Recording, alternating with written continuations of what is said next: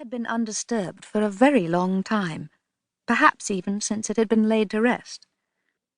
The librarian fetched a checked duster and wiped away the dust, a black, thick, tenacious Victorian dust, a dust composed of smoke and fog particles accumulated before the Clean Air Acts.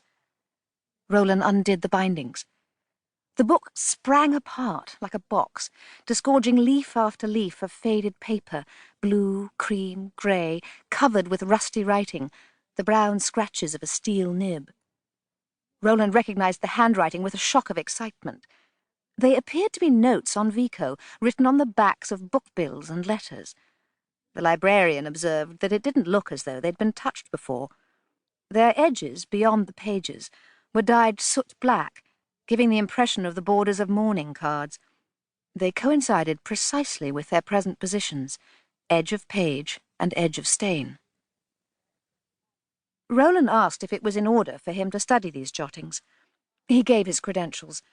He was part-time research assistant to Professor Blackadder, who had been editing Ash's complete works since 1951. The librarian tiptoed away to telephone. Whilst he was gone, the dead leaves continued a kind of rustling and shifting, enlivened by their release. Ash had put them there.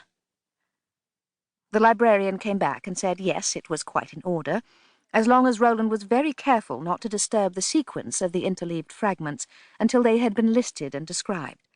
The librarian would be glad to know of any important discoveries Mr. Mitchell might make. All this was over by 10:30. For the next half-hour, Roland worked haphazardly, moving backwards and forwards in the Vico, half looking for Proserpina, half reading Ash's notes, which was not easy, since they were written in various languages, in Ash's annotating hand, which was reduced to a minute near-printing, not immediately identifiable as the same as his more generous poetic or letter-writing hand. At 11, he found what he thought was the relevant passage in Vico. Vico had looked for historical fact in the poetic metaphors of myth and legend. This piecing together was his new science. His Proserpine was the corn, the origin of commerce and community. Randolph Henry Ash's Proserpine had been seen as a Victorian reflection of religious doubt, a meditation on the myths of resurrection. Lord Leighton had painted her, distraught and floating, a golden figure in a tunnel of darkness. Blackadder had a belief that she represented, for Randolph Ash, a personification of history itself in its early mythical days. Ash had also written a poem about Gibbon, and one about the Venerable Bede, historians of greatly differing kinds. Blackadder had written an article on R.H. Ash and relative historiography. Roland compared Ash's text with the translation, and copied parts onto an index card. He had 2 boxes of these, tomato red and an intense grassy green, with springy plastic hinges that popped in the library silence. Ears of grain were called apples of gold, which must have been the first gold in the world, while metallic gold was unknown.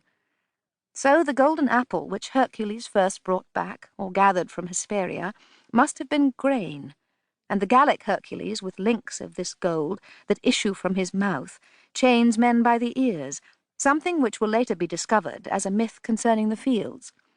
Hence Hercules remained the deity to propitiate in order to find treasures, whose god was Dis, identical with Pluto, who carries off Proserpine, another name for Ceres or grain, to the underworld described by the poets, according to whom its first name was Styx, its second the land of the dead, its third the depth of furrows. It was of this golden apple that Virgil, most learned in heroic antiquities, made the golden bough Aeneas carries into the inferno or underworld. Randolph Henry Ash's Proserpina, gold-skinned in the gloom, was also grain golden, also bound with golden links, which might have been jewellery or chains. Roland wrote neat cross-references under the headings of grain, apples, chain, treasure.